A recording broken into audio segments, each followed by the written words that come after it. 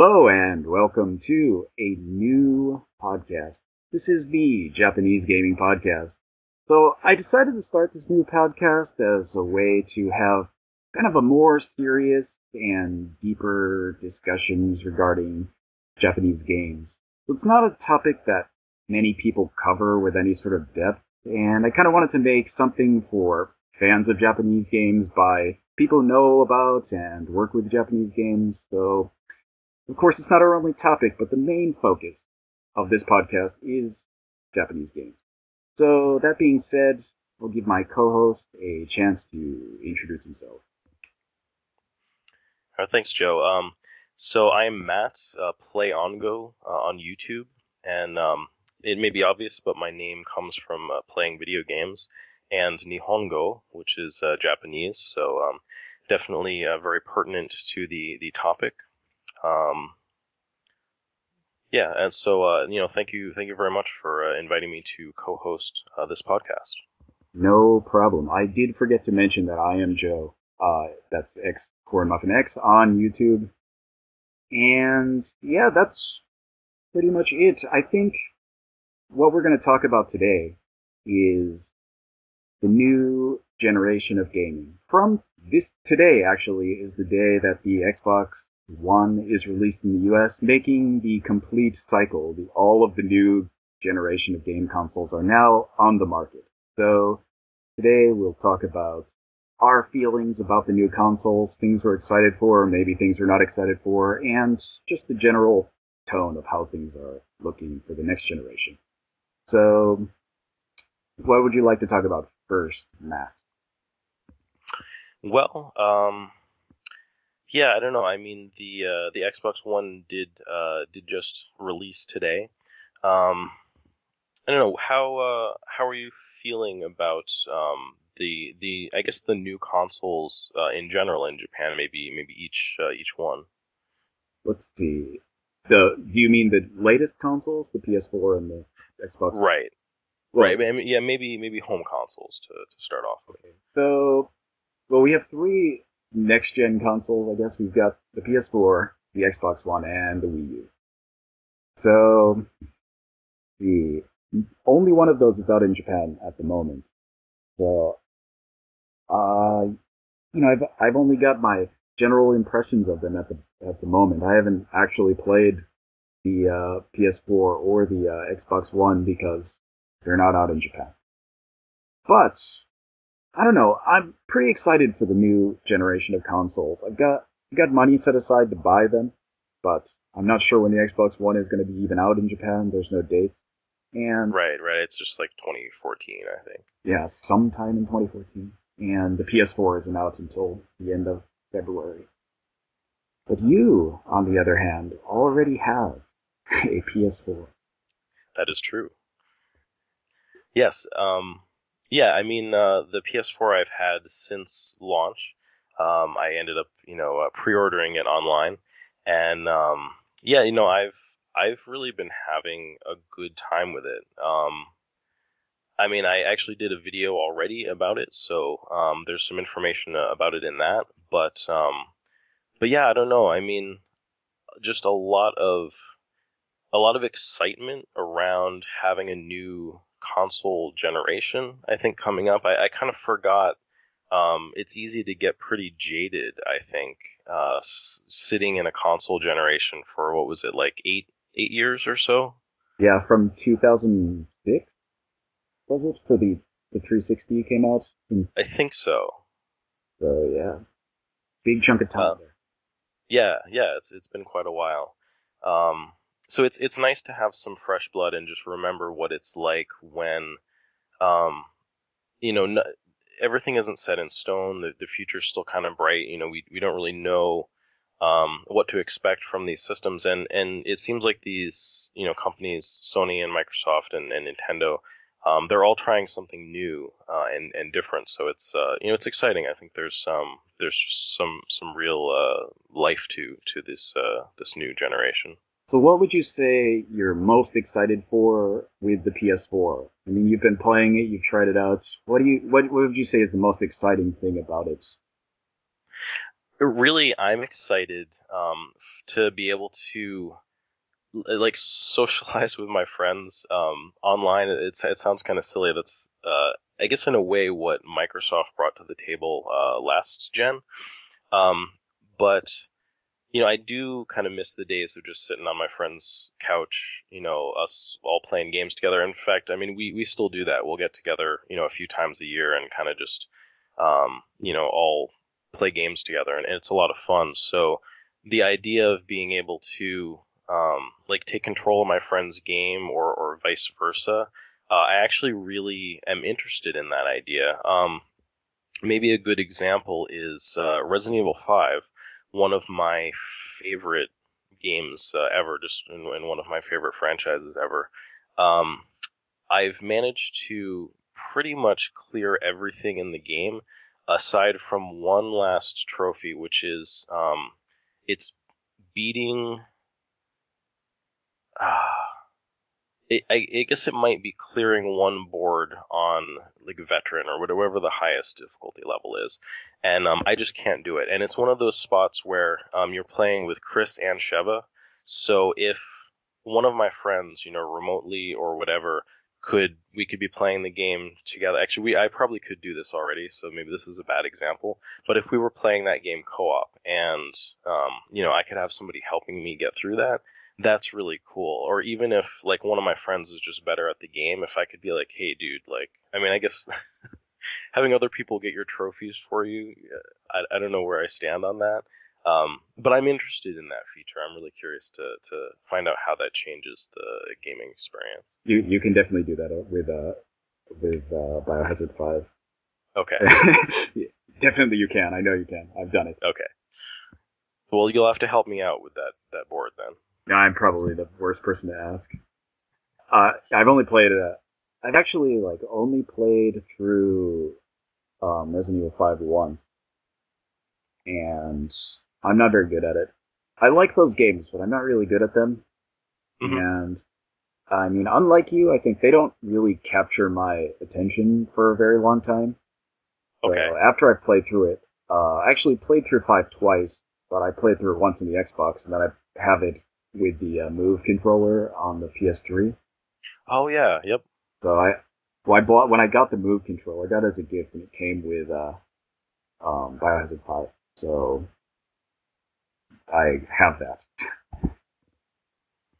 I played it with the Move just a little bit. I mean, it's not really why I got a Move, but I've got the whole gun set up and everything. You sort of plug the Move into like Voltron or something, and yeah, I tried it out on Biohazard 5, and it was cool. I guess not cool enough to play the whole game through yet, but it was all right. Now I think I actually prefer the game with the Move controller. Okay. It's the same. I felt the same way about Resident Evil 4, and it was like the first game I bought for the Wii, and I preferred it with the Wii controls over the normal controller. Well, in that case, I have to ask you then. So like, have you played any of the older games, like basically, I guess Zero through Code Veronica, like what they call the tank controls? Yeah, I played those. Okay, like, so are you one of the people um that disliked the tank controls, or like had a lot of trouble playing those games because of them, or not? I'm curious. No, I didn't. I didn't dislike the tank controls. I mean, there's a lot of other games that have tank controls. Even like before Resident Evil was even a game, I was like busy playing Alone in the Dark on the PC, and it's got tank controls essentially. So was pretty used to it even when Resident Evil came out originally. So it wasn't ever a problem for me. I've actually since the first Resident Evil, I've bought every Resident Evil game. I just I like them. I'm not very good at them, and I don't play them. Usually, don't play them more than once. Sure, sure. So, I mean, I guess maybe speaking of motion controls, um, I don't know. I mean, that was huge last gen, and I'm not sure. Um, I'm not sure what's going on with it this gen. I mean, is that something that you're excited about with the new consoles at all? You know, it's hard to say because I haven't um, seen any real like motion control, like what I consider like hardcore motion control for the anything on the Wii U, and I haven't seen anything like even remotely motion control related for the PS4 or Xbox One. And I say that because even though the Xbox One has the Kinect, they've shown some stuff with like the Xbox One like controlling it with the Kinect, but all the games that they showed are no longer Kinect required. Like before, Crimson Dragon was supposed to be a Kinect game, and they took the Kinect controls out. And Rise was supposed to be a Kinect game, but they took the Kinect controls out. So it's the kind of thing where, like, I don't know. I don't think motion control is really going to be, um, it's not going to be as big, I don't think. And I want to say that I I'm not going to say I'm like a huge fan of motion control, but I don't hate motion control. I have all the motion controllers. I have a Move, I have a Wii, I have a Kinect. So, and I've used all of them and I've enjoyed all of them. So, I'm not like a huge, like I need motion controls, but I enjoy them so enough to have bought them all. So I think in the next generation, if they come up with some good stuff with the motion controls, I'll be happy to purchase them. But it's the kind of thing where, like, at this very moment, I have almost no opinion because there are no examples for me to look at. Right, right. No, I mean, I think I would say I'm with you on that, except I wasn't fully sold on motion controls last gen. I think it wasn't until I actually went over to my brother's place and he had the Move with the gun controller, and I essentially realized that I could think of the Move as the gun con for this generation. And suddenly that opened up a whole different world for me. I was like, oh wow, like House of the Dead and Time Crisis and stuff on the PlayStation 3 with the Move. That's a pretty cool idea. Resident Evil 5, I guess it's the same sort of thing. Um, but in terms of this gen, it seems more like it's a kind of a necessary thing now. Like you can't really have a new gaming console, maybe like a big home console that doesn't have motion controls. Like the Wii sort of established that precedent, but at the same time, I don't think that they're selling systems on that point. It's more just a feature, kind of an expected feature of the systems. Yeah, I actually wish they would take more advantage of it. In some cases, I mean, not the motion per se, but there were plenty of games on the 360 and on the and with the Move that I thought were helped by it. It was fun to use the Kinect for something. Some games, like people like think of it as a joke, like better with Kinect on the Xbox 360 games, but I can think of games that I actually were better with Kinect.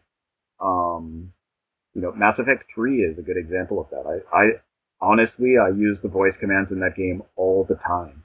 Like, almost probably more than the controller for, any type of conversation in that game. I said all the lines in that game. Oh, that's amazing. I actually didn't realize that was an option for that.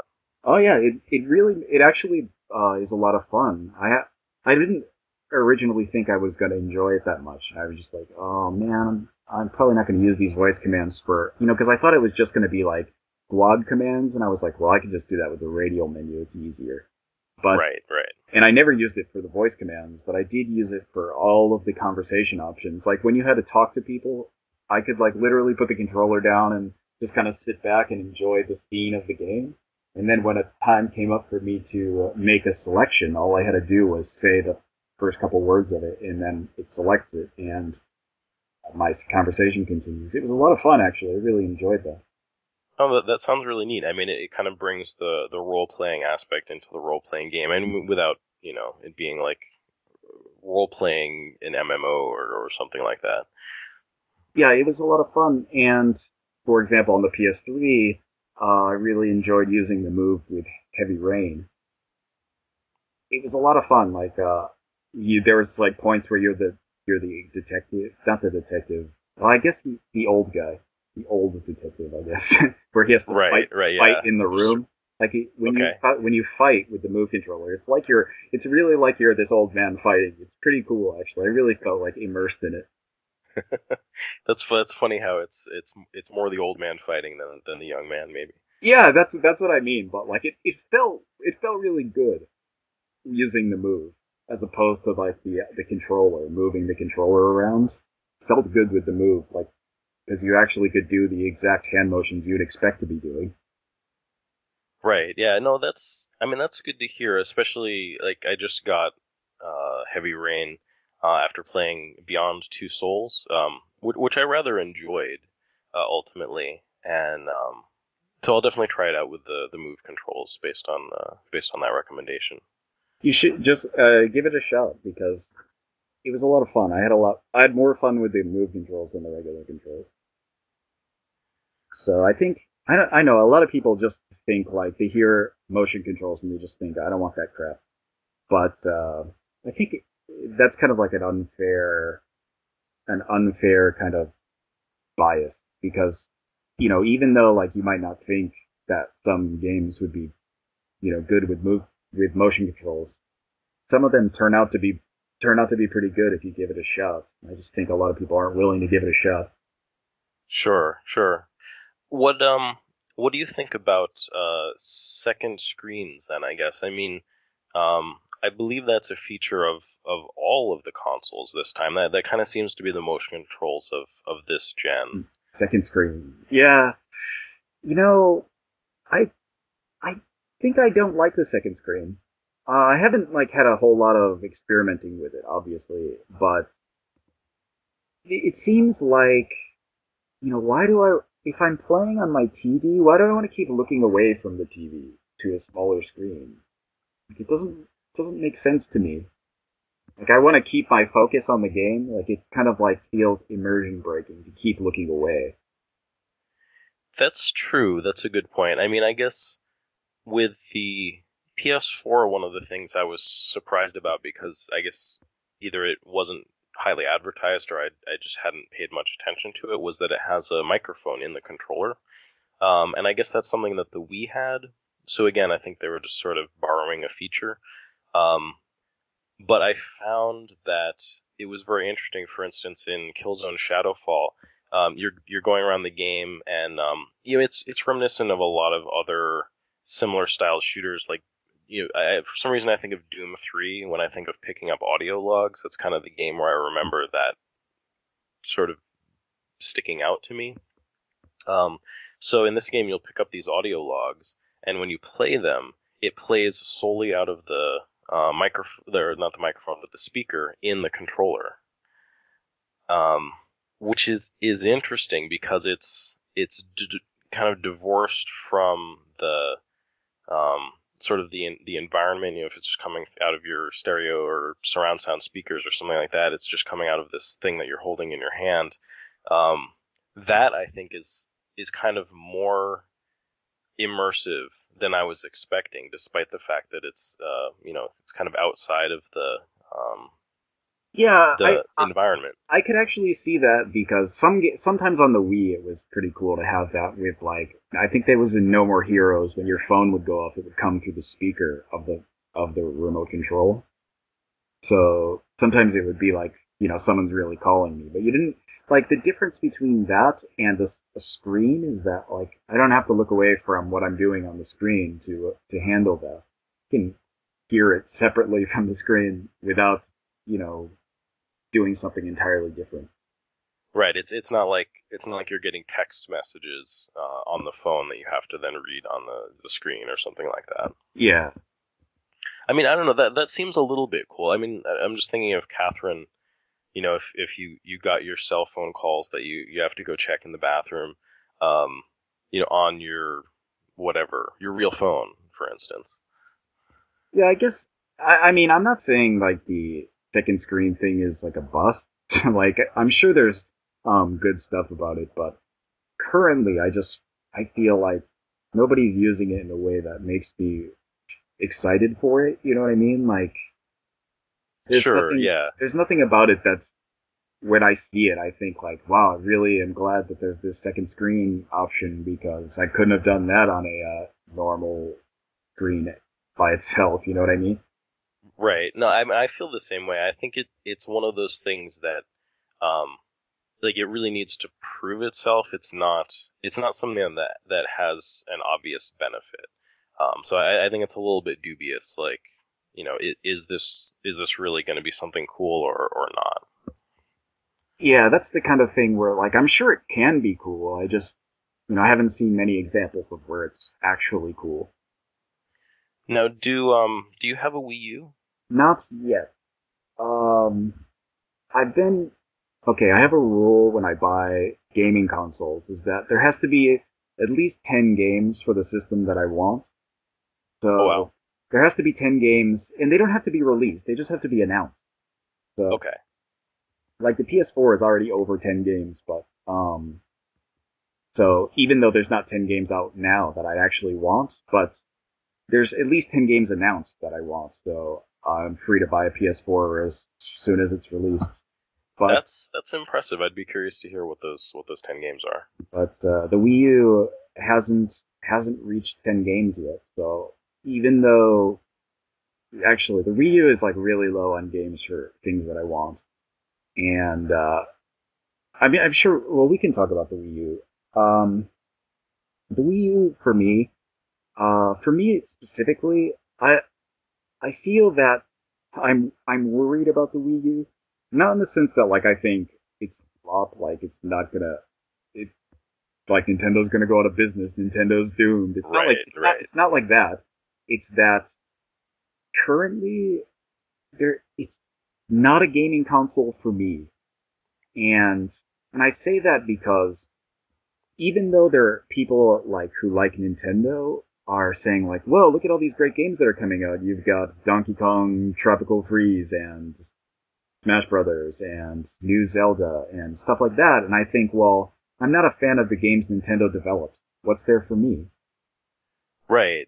I mean, I feel pretty much exactly the same. So I mean, I think it's third party support that I really need, and I mean with things like Bayonetta 2 and stuff like that, that's pretty interesting. But it needs to be more of that kind of stuff, I think, before I'm really sold on the system. Yeah, that's what like I actually have money set aside to buy a Wii U. Like, I mean, I have the cash. Like, I could go and buy a Wii U right now if I really wanted one. And it's set aside in like a Wii U fund because I know eventually there'll be 10 games I want for it, but I'm starting to worry that it's not going to be anytime even remotely soon. Um, the problem is that, I have to really reach to even think of like 3 or 4 games that I want for the Wii U.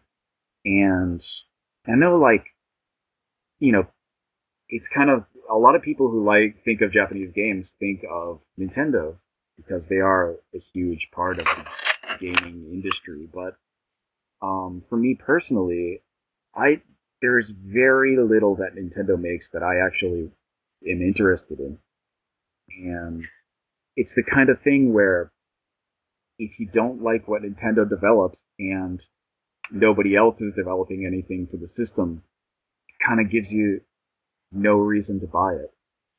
Right, right. No, there's not a lot of compelling reasons, and I'm kind of like I'm sympathetic to Nintendo this time. I think just because I feel like it's the first time where it's hard. I feel like they're making a console that um, that I'm a little bit on board with, just because the last couple few consoles they've made, there have just been things about them where I'm like, why are they doing this? They felt sort of last gen, and even starting from the N64 when they went cartridge instead of disc. I mean, I had a Sega CD at the time, and so that was like 2 generations. You were talking like the next generation after that, they're still going cartridge. They've just made odd decisions, but with the Wii U, I'm kind of like it's still sort of last gen's hardware. I think. I mean, Nintendo fans might disagree with me on that, but but it seems like it's more gamer focused, you know.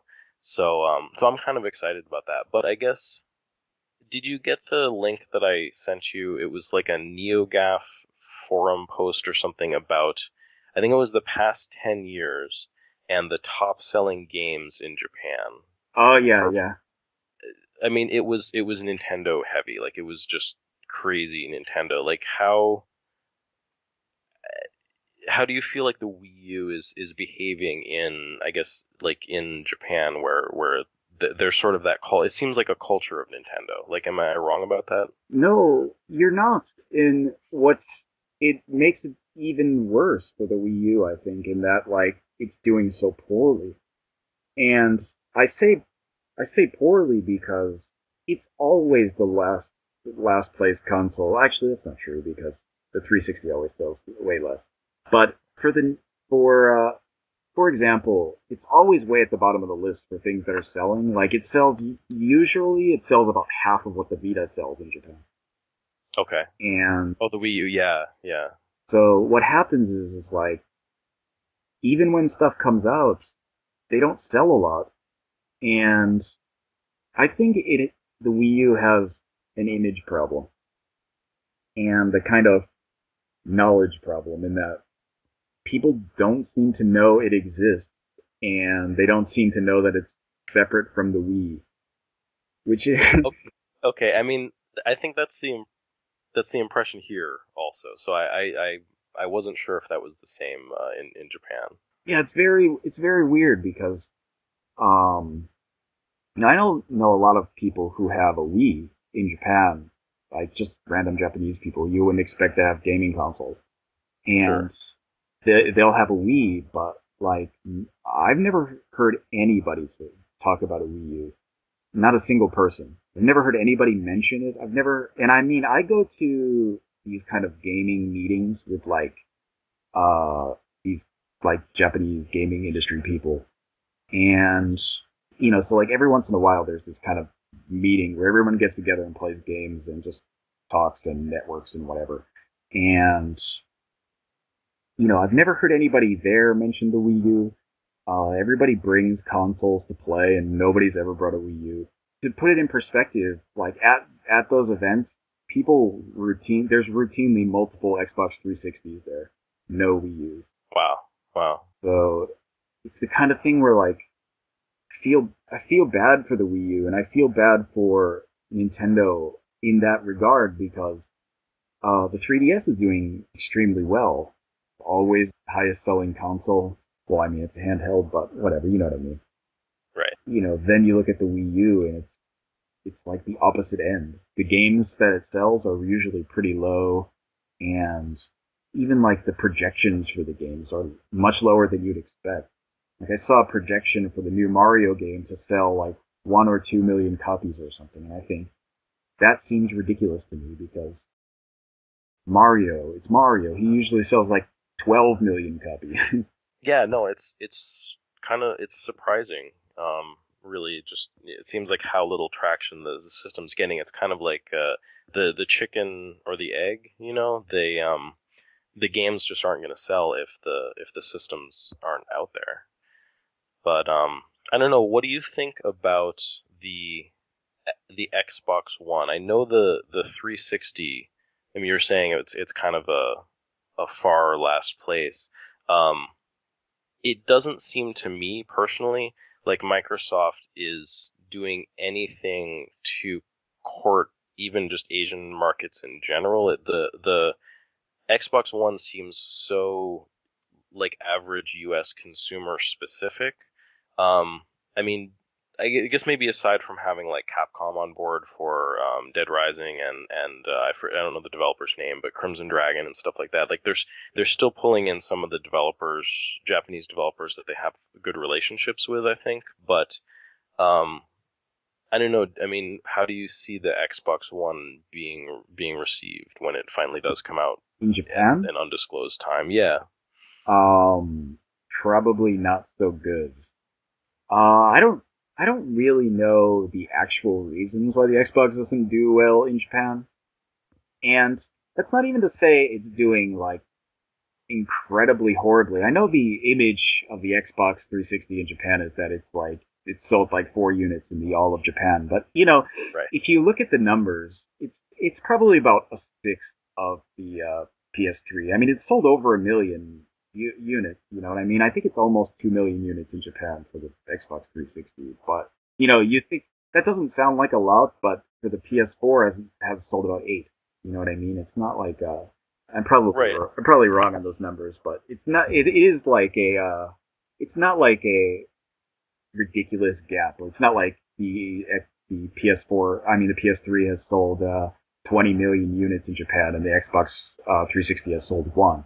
It's Sure. not that big of a gap. Sure. I mean, there's some arguably popular series on the system. I believe. I mean, the Idolmaster series that pretty much started, and I mean, I know it went to handhelds, maybe the PSP and stuff like that. But that's kind of an Xbox franchise, if I remember correctly. Yes, that was a really big thing for the Xbox. Idolmaster was huge, and Tales of Vesperia is like I think the highest selling game on the Xbox 360 in Japan. Now, was that a 360 exclusive? It was for a year or so, and then they made the PS3 version. Okay. But that kind of game, Blue Dragon, was also one that sold really well. I think it depends on like what kind of games you like, and the kinds of people who like shooters like Xbox. Hmm. And That's true here, I think, as well. yeah, the same. It goes. You think like there's not that many people in Japan who probably are crazy about shooters like there are in the U.S., but they exist. Oh yeah, I And mean, I'd imagine all the like military otaku and like all the people that do like uh airsoft and stuff like that.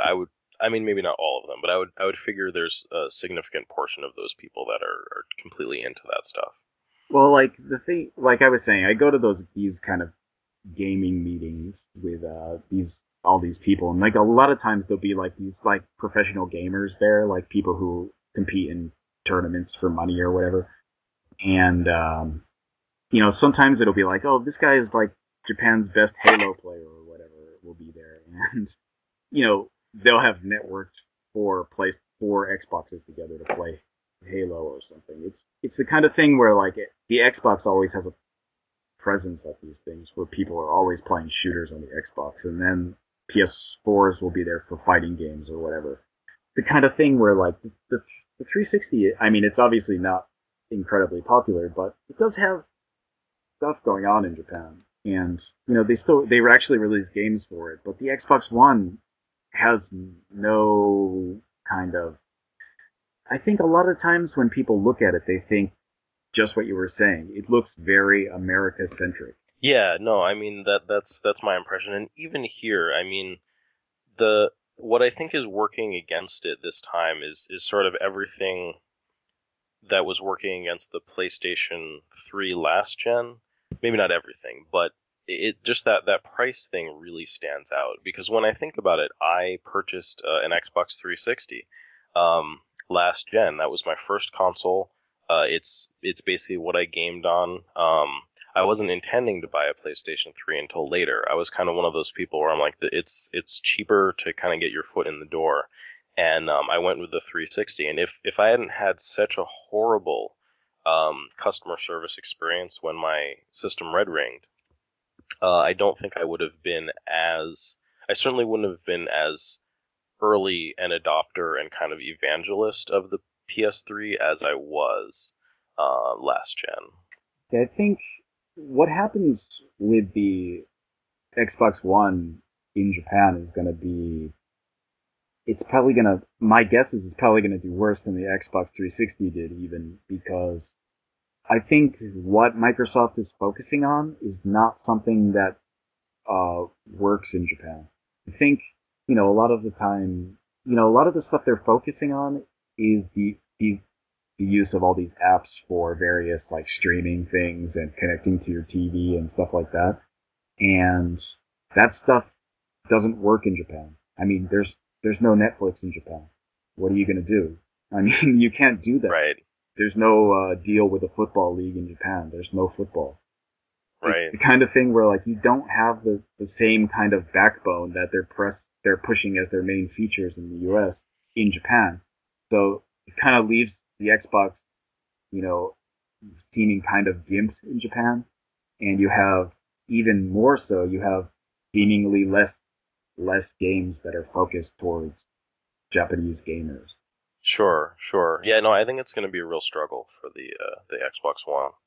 But I mean the Vita TV, if I remember correctly, it sounded like part of what's cool about that for the Japanese market is some of that kind of stuff, like integrating. I mean, not the way that the Xbox One is trying to do, but that there are some streaming video services and things like that. I mean, there have to be like Netflix equivalents. There kind of are, but they're not. It's not exactly the same. Like Staya has their own kind of streaming video service. They're like Staya is like Blockbuster Video. I mean, that's essentially what it is. If you didn't know, I don't know if you do, but they No, I they have have no like idea. a streaming video service also.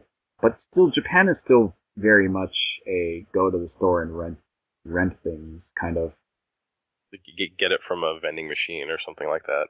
Yeah, I mean, it's very much like that still. It's not. Everybody hasn't jumped on the streaming video. It's not like in the U.S. Blockbuster is out of business. In Japan, like Saya is still going strong. Yeah, no, I can see that. That fits somehow. I'm not exactly sure why, but that seems very seems very much like Japan.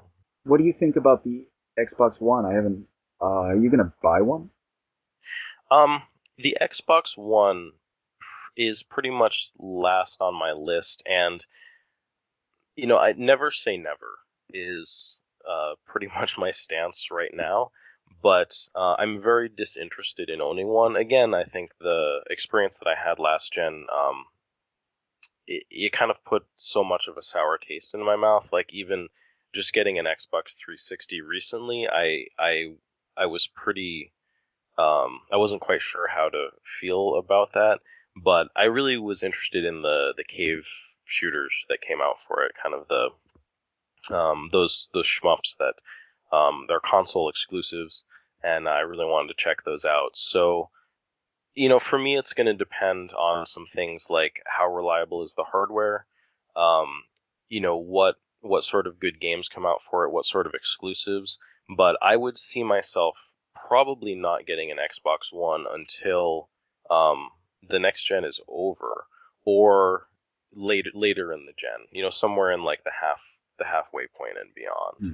Yeah. See, I'm willing to buy one as soon as there's 10 games that I want to buy. And well, the problem with that is that I've decided that I'm going to use the PS4 as my main console. So any multi-plats get bought on the PS4, and that means that there has to be 10 exclusives on the Xbox 360 that I want to buy. I guess that goes for the Wii U also, in that if there's a game that's multi-platform, I'm not going to buy it on the Wii U if I can get on the PS4, which would be my kind of main system. So Right. I mean, the PS4 is already in my house, so that's kind of the same in the same boat. yeah, so it's more of a battle for those two systems to come up with 10 titles than it is for the PS4, which pretty much any game that I even think is remotely interesting will go on my 10 games to buy list. So it makes it pretty simple for the PS4 to make the first day list of consoles to buy, I guess. So, speaking of the games, what games are you looking forward to?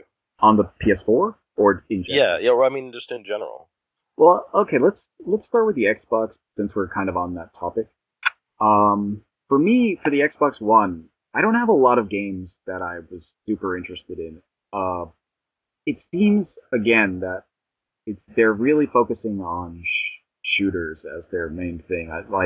They talk about Call of Duty and Titanfall and things like that, and more Halo. And that kind of stuff is exclusive to Xbox, but it's not really for me. So so the types of games I want are things like Crimson Dragon looks really great for me. I'm a huge fan of Panzer Dragoon, and same people are making it. It looks like dragons, so seems pretty good for me. I know it got like kind of middling reviews, but it's not really something I'm worried about. I don't really care about the reviews. If the game looks interesting and it looks like Panzer Dragoon, then good enough for me. I'm also interested in D4, Oh yeah, yeah, I forgot about that one. the sweary game. You know, the guy who did Deadly Premonition. Yes. I'm interested in that game. I'm sure it'll be. It looks pretty interesting, I think. And that's one of the games that uses the Kinect. So I think it's kind of a reason to buy it, just for the sense that like it's a game that apparently is functionally using the Kinect in a good way. Um, I'm mildly interested in Dead Rising 3, but looking at it, I feel like already disappointed with it. Even though because the reason I was a fan of the original Dead Rising was that it's goofy. It's Yes. it's bright and it's kind of colorful, and you can spend more time running around putting like goofy masks on zombies than running around in a kind of gritty looking town or whatever. Yeah, I mean, for me, I agree with that, especially even in terms of the story stuff. And this might sound kind of like a contradiction, but I don't know if you remember, like the cultists, like that whole, like they'd started some sacrificial cult in the mall, like some of the people that were still alive, Yeah, and I mean, some of those things, like they were actually very gruesome and just kind of horrible, but at the same time they were played kind of tongue in cheek and just so bizarre that they were quirky and fun and weird. That was definitely one of the real appeals of Dead Rising, I think. yeah. So I mean, Dead Rising 3, I'll get eventually on the Xbox One when I get one, but it's the kind of thing where I feel like it's even though it did get relatively good reviews, I didn't I haven't played it, and I think like it feels like from looking at it and watching some gameplay of it, it feels like it's not going to be the same kind of tone as the other ones. So Right. Well, it's also a franchise that has lost its creator. Um, Keiji Inafune is not he's not with Capcom anymore, and I think it seems like franchises can survive that. But I think they kind of end up becoming entrenched in what the original game brought to the table, and it seems like that's going to be more challenging. Like I think two pulled it off pretty well, but for them to pull that off in a third one, I think it's going to be hard unless they're able to inject some kind of some newness into the franchise. yeah, I mean that seems to happen. I think without the creator, it kind of goes downhill in most cases. But it's still like seems like it'll be all right in that same sense. I'm willing to give it a chance and see if it's something I'm interested in or not.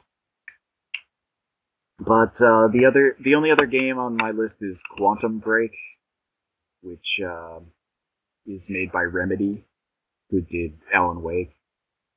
Okay, yep. No, And they're a Western developer. yeah, they're Swedish, I think. I don't maybe Swedish. But yeah, they did Alan Wake and I think the Max Payne 1 and 2, maybe. Okay, yep. But yeah, that game looks pretty interesting. I was more interested in it when they showed the trailer for it, and a little less interested when they said it's connected to some kind of TV show. Right. Okay, that was the one. That was one where like there was some big explosion and they froze time, and it seemed like some sort of modern day sci-fi um, kind of a. I don't know if it's a time freezing mechanic that they're using, but Yeah, yeah, that's the game. So I'm cautiously optimistic for that one. I think it looks all right, and Remedy usually doesn't steer me wrong, so I think it'll be good. well, it's. I mean, it seems like at that rate you might be getting an Xbox One. Maybe not right off, but possibly in the not too distant future. Yeah, I'm currently at 4 games for the Xbox One. I can't So 6 more games that seem interesting that are Xbox One exclusives get announced. I'm all over it. But how about you? Anything on the Xbox One you're interested in? Um, for me, it would definitely be Dead Rising 3, and I would agree on Crimson Dragon as well. Those ones interest me. The other ones, maybe a little bit less so. Um, and I feel like at this point, like I don't understand quite what everyone sees in Titanfall. Um, every time I hear the Xbox One mentioned, Titanfall is pretty much mentioned in the same breath. And I don't really understand it. I asked one of my friends to explain it to me because he was interested in Titanfall as well, and he was kind of like, "Well, it's like those first-person shooters, but you're also able to play like in mechs or I don't know. I mean, you saw somebody like knocking someone out of a mech or something like that, and I was like, okay, so I mean, maybe." Just to mix up Call of Duty and Battlefield a little bit when you give it a sci-fi element and throw in some mech. It's sort of like Call of Duty crossed with Front Mission or something, or not Front Mission, but like Armored Core, or I don't know. Um, I guess that seems interesting. But yeah, not a lot else on the Xbox One that I'm really interested in. Like Rise, the graphics look good, but uh, yeah, no, that's about it.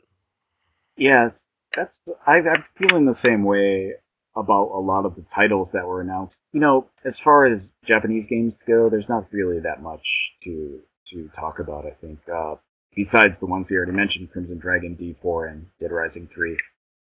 And even Dead Rising 3, I think, is not made by Capcom directly. I think it's made by a Western studio. So it's the kind of thing like, it's not really, right now it doesn't have a ton of stuff that I'm completely interested in. So, PS4, anything you're interested for the PS4 that you don't have already, I guess? Or I guess that you do have is probably good to talk about too. Sure, sure. Well, Killzone Shadowfall, I'm definitely enjoying. It's really nice looking, and it's actually reminding me why I've enjoyed first-person shooters in the past. It's just really reminiscent of Halo and Dead Space and Resistance and all of those kind of games, and I've really enjoyed those. I mean, Resistance is actually a cool series, so so I've been having fun with that. Um, Additionally, I've been really on the fence about Knack. I was disappointed to hear that reviews are not super great for it. Um, but as a game that's coming from the person who helped to kind of steer the PlayStation 4, I feel like it's kind of the showcase for the system, as especially as an exclusive. So definitely interested in that. Um, I will be picking up Assassin's Creed 4. I'm definitely curious to check that out.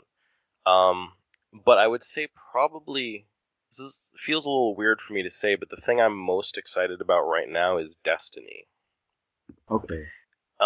Mostly because it's by Bungie, and when I think back, I have such good memories about Halo that um, the idea of Bungie doing something, that's not tied to a Microsoft platform. And, additionally, I never really got into it's a first person shooter like sci-fi game. They ended up doing it cell shaded. Yeah, no, Borderlands. I think Oh, was Borderlands, yeah. Borderlands 2, I think, was just tremendously popular. And so I think of Destiny as kind of a like Bungie doing Borderlands, and I wasn't really into that. But the more I see on Destiny, the more excited I get. Like it's really kindling like feelings of Star Wars as sort of a MMO-ish like shooter game. None of those things really sound like things that I would necessarily be on board with, but I'm actually pretty interested in it, and I think my friends are probably going to be getting it, so I'm really looking forward to playing that with them and seeing how that is. Yeah, I'm really surprised that the vast number of shooters on your list. Oh, that's a good point.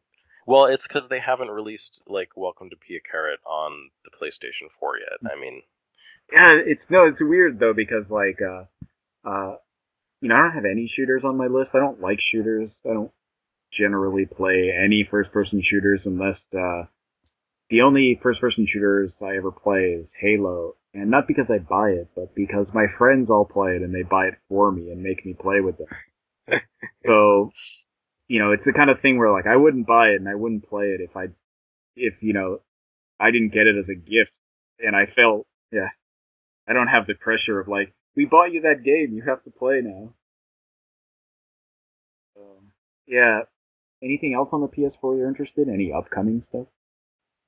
um, I mean, really, that's all that I can think of. But I know for me, I essentially bought the hardware on principle, just because I was really excited to see, okay, what is this next gen? What is Sony bringing to the table? And just what is this experience going to be like? So far, I've been extremely happy with that. Just because it's been a lot of fun checking that out, and some of the PSN games. I'm not necessarily excited for specific indie games, or download only games on PS4, but I am really interested just to see where that goes. Yeah, that could be good. Most like for the indie game stuff, I'm not interested in on the PS4. I'm more interested on that on the Vita. That's a good point as well. So for the PS4, I have a big list of stuff that I'm interested in, and I was thinking Deep Down looks pretty good, though I'm kind of wary of what it's going to be like because it's free to play, so I'm kind of worried about how it's going to look. But the game itself, like the trailers they've shown for it and the concept of it, seems pretty cool. Yeah, I forgot about that one a little bit. The graphics did look really great on that, but I'm a little worried because it sounds like I heard inklings of. I'm wondering if they portrayed it a little bit not what it's like, you know, that it seems like sort of a fantasy game, but it sounds like it might be more of maybe there's like time travel to it, or you're going into different Yeah, it seems like it's realms. like Assassin's Creed, like Right. you're going into memories or something. Yeah, sort of like, the memories of objects or something like that.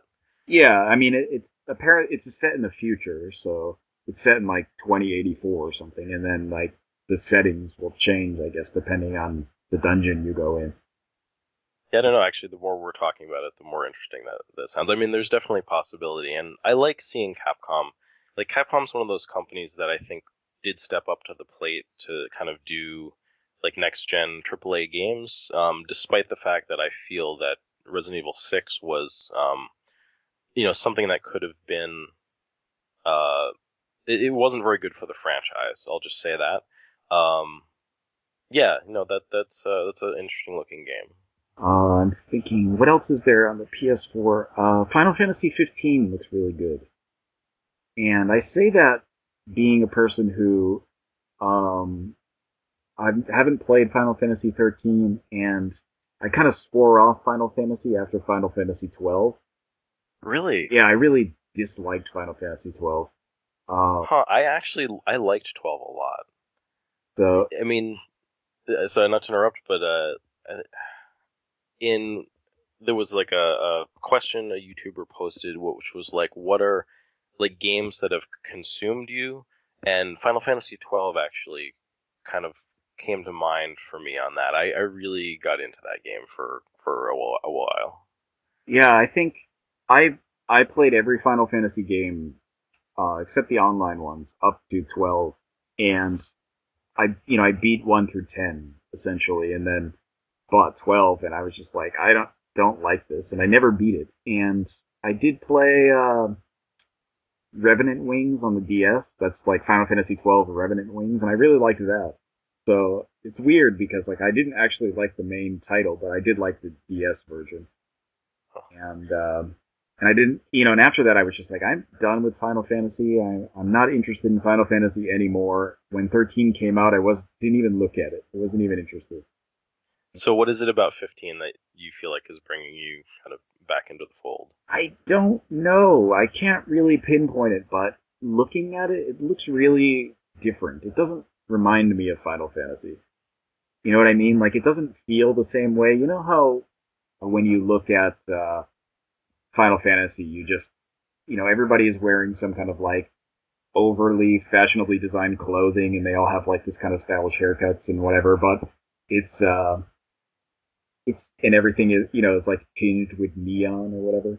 It's the kind of like my image of Final Fantasy, of what it's become anyway, since like 7 and 8 and 10, and you know what I mean. But Well, what was that?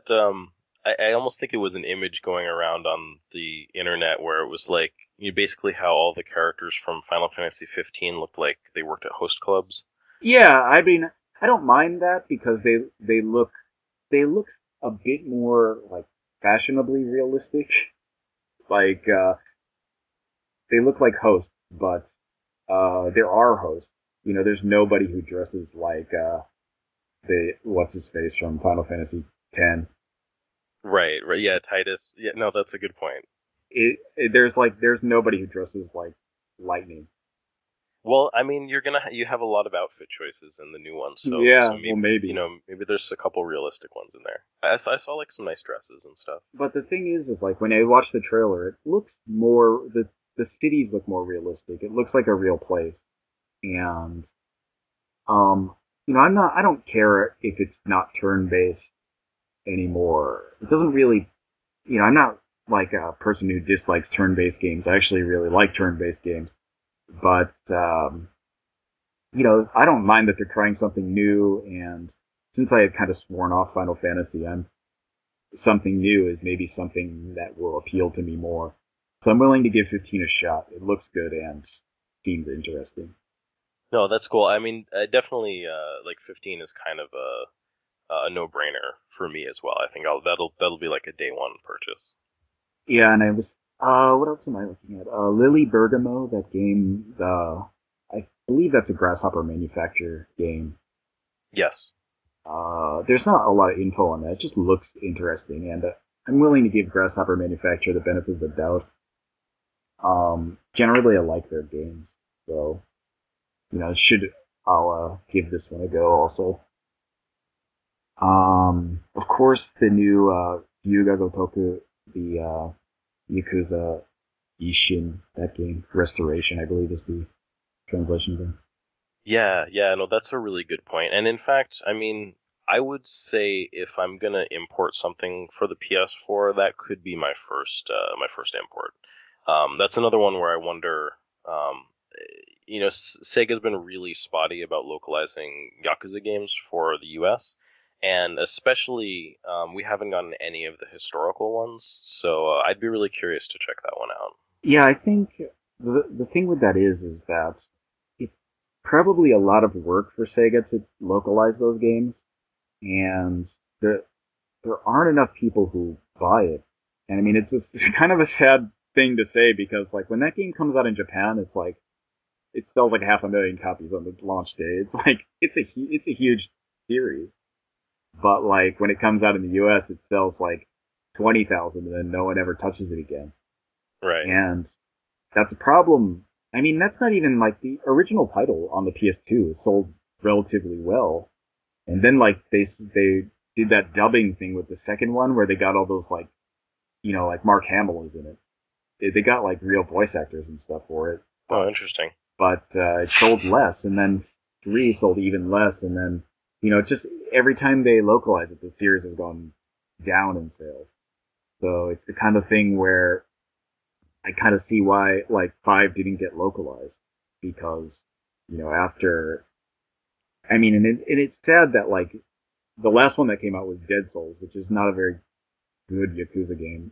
Um, so it's the kind of thing where It's sitting on my shelf. I'm have you played it? interested to check it out. I haven't. No. It's not a very good game overall, I'd say, and it's definitely not a very good Yakuza game. But it's not even in general. It's a pretty mediocre game. So it's pretty disappointing, and and I feel like that one didn't sell so well, but it's also the kind of thing where like if it were the first game you played in that series, you would be you wouldn't be like wrong to think like I don't want to play any more of these. Sure, it doesn't exactly not exactly a good starting point. Yeah, well the thing with that series is that it's one of the like most involving series for me. I get really into it. Like love playing those games. And when I played Yakuza 5, it was like so good. Like I got so into it, like I'm, playing through and there's funny stuff and I'm laughing out loud playing along and then like something sad happens and like I've got tears coming out of my eyes. It's like totally like you get really into it. And that kind of thing, it's the kind of series that it's just so good. And it's sad that like I think most people just kind of imagine it as Grand Theft Auto in Japan when it's not even remotely close to them. Yeah, no, it's a very different thing, and I think it was you who basically said it's more like Shenmue, and I was Yeah, it's a lot more like Shenmue than Grand Theft Auto. yeah, and that sold me on it because in all honesty, the kind of Grand Theft Auto clone um, stigma, I guess, is what I always held, and I think that held me back from it, like even trying it out. Yeah, it's not a sandbox game in the sense that like you can't run all over town. You only have like a small map really, and you can do a lot of kind of mini game type things, but you know, it's not it's not a sandbox so much as it's an action RPG. Yeah, yeah, and it's really narrative driven. I mean, it does have side quests and things like that, but you're really engaged in a like an interesting story, I think, and at least in four, I'm sure in all of them. Yeah, four is really good, and then like every time that a main series game comes out for that series, I think like how are they possibly going to make it better than the last one? And then they always do. It's always better. So I mean, I wouldn't be surprised if Grand Theft Auto 5 didn't take the multiple protagonist approach from Yakuza, possibly. I mean, eh, it's the first time they've done that, I think. no, they did it in four with the DLC. They did? Okay. Yeah, it was done pretty well actually. I liked the way Rockstar did that in the DLC for four. You actually had to use all three characters from the each like there were two DLCs with two different characters, but the stories overlapped, so you could switch between the story kind of with those characters. But yeah, I don't know. I feel that Yakuza is a game like if you're going to import something, import that. Even though like this one is a kind of historical one, and it's kind of, it seems to have like all this weird extra stuff that the series doesn't normally have, like farming and dungeon crawling. But I'm sure it'll be awesome because the and I want to say that sometimes the games do have dungeon crawling. What's it called? Dead Souls does have dungeon crawling. It has like a underground tunnel dungeon. I mean, does it like do you get some sort of like turn-based attacks, or No, no, does it it's action. does it advance like step by step through the like by grid? No, no, you're just running around in third person like you would normally through a maze. Right. So it's not like a turn based dungeon crawl. It's like a action RPG type of dungeon crawl. That would be cool though. That would be a fun kind of mini game. I'm trying to think of some other stuff that I'm interested in. Uh, the Order looks pretty good. It's like that kind of steampunk looking third person shooter. Yeah, yeah. It kind of had it was really sort of an old new look to it. Yeah, like it's the Order I mean, not 1886, and they have like those Tesla guns or whatever. yeah, like maybe not like sci-fi steampunk, but sort of like historical steampunk. Yeah, it's pretty interesting looking at least. I haven't seen a lot for it, but the trailer was good enough to like be on my interested list. Sure. Now, are you a Kingdom Hearts fan? No. Okay. I'm not a I don't like Disney, so it's the kind of thing where I've never really gotten into Kingdom Hearts. And I remember when it came out, and I was thinking like, kind of want to play it, but I kind of don't because I don't like Disney. But I at the time I did like Final Fantasy, and I was just kind of feeling like, well, where maybe they're gonna do something good. But in the end, I'm just like not really, into it Disney enough to want to play it. Yeah, no, I feel pretty similarly. So yeah, I don't know. I mean, any, I guess, like overall thoughts on like next gen, next consoles coming up? I don't know. I think it's gonna be interesting, and I think overall, I think the PS4 is gonna kind of run away with it, and that could be a good thing. And I think, uh, and I say that because generally the PS3 outside of the US has sold like more than the Xbox 360 and like pretty much everywhere else except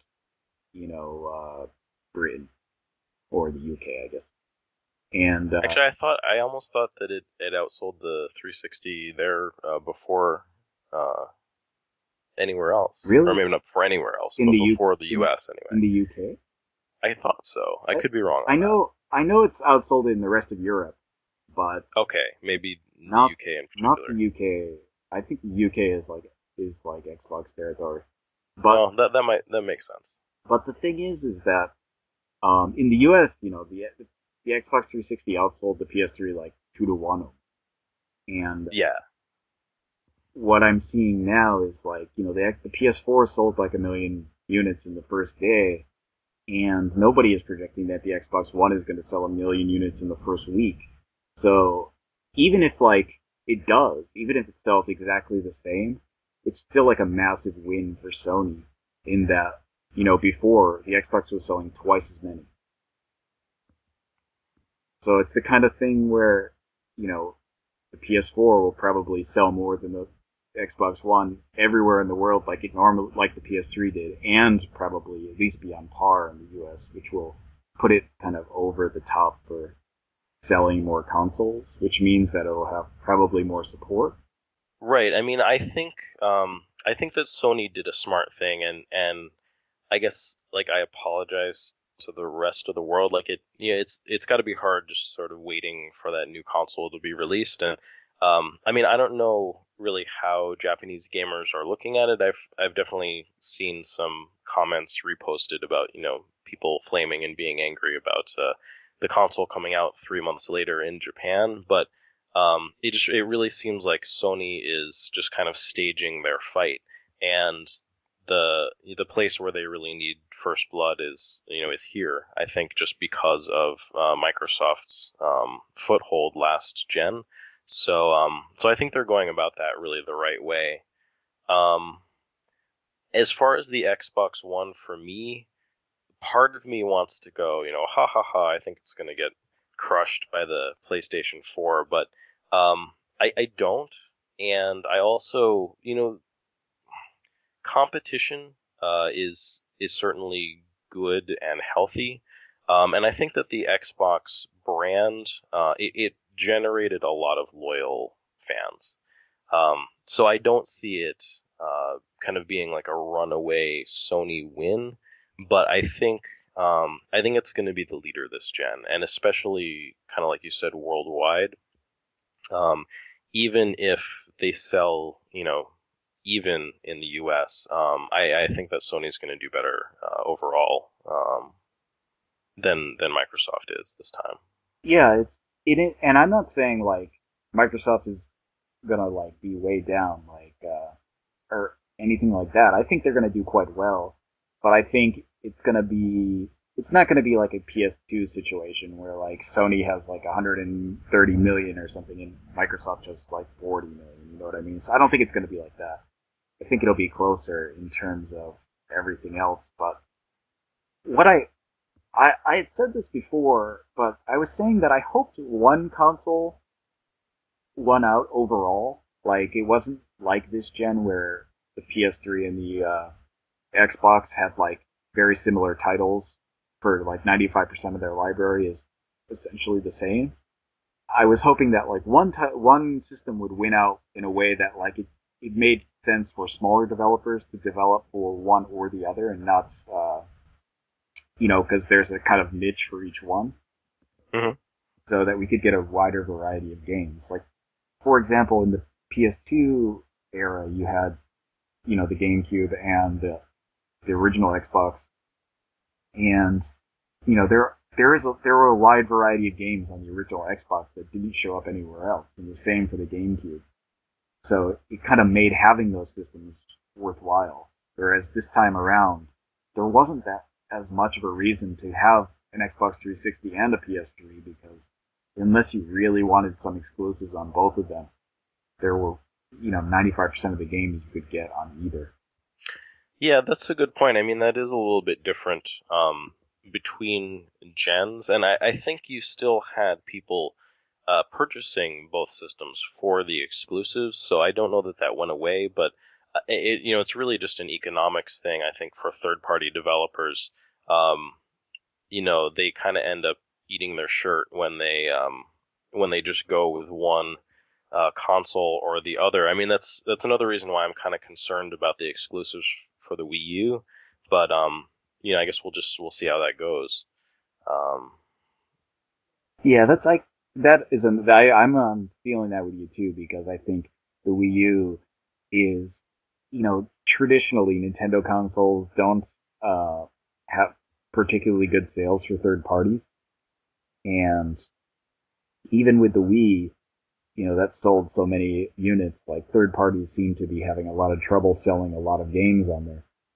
And not to say that no third party sold a lot of games on the Wii, but it's not even close to the amount that sold well on the 360 or the PS3.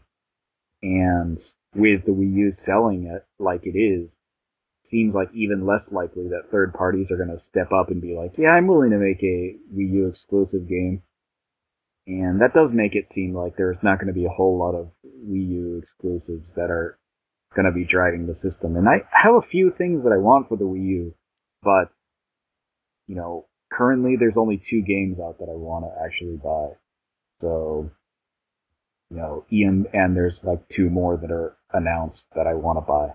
So it's kind of, it's still looking pretty bleak for the Wii U in terms of me getting one anytime soon. right, right. I need to see the games on the Wii U, and I just haven't. There hasn't been sort of that killer app for me yet. So I don't know. Did you want to talk some about games that you've been playing? Sure. Um, let's see. This month has been almost all Dark Souls and Demon Souls for me. I've been playing. I don't know. I beat Dark Souls twice, and I beat Demon Souls twice, and I'm playing Demon Souls again. That's amazing. So I mean, like, how long does it take you to get through? I guess either of those games. Not that long actually. It doesn't take for Dark Souls. It's really quick. 8 hours maybe. If I have a general goal, I can just kind of blow through the game quickly. And with those games, I'm just generally making characters. I just kind of give myself some kind of weird theme and run with it. So, like for example, currently I'm playing Demon Souls, and character I'm using uses only fist weapons. So there's not that many fist weapons in the game. There's only 3, I think, plus bare hands. And when you start the game, there's no fist weapons to choose from. So I've been playing through the beginning of the game punching only, and it's not you're not really meant to go through the game punching. So like it takes a ton of hits to kill people, and it's kind of like a weird kind of limitation I put on myself in the game. But I still don't think it's going to take me that long to get through. I think generally a playthrough of Demon Souls takes about 10 to 12 hours. It's not that long. It's the reason I can go through it multiple times. So, and sometimes I can do it really quick. Dark Souls I can beat in about 4 hours if I really rush. So it doesn't take a ton of time to get through that. I've been playing that and Tokiden on the PS Vita and Metal Max 4 on the 3DS. Okay. No, what is Tokiden? Tokiden is a kind of monster hunting game that's based on Japanese mythology. Okay. So all the monsters are giant, like fighters with human faces, or kind of oni, like giant ogres and things. Okay. Yep. So it's pretty interesting, actually. It is a kind of standard monster hunting type of game, but I like the. It's made by Omega Force, who does the what's it called, Dynasty Warriors games.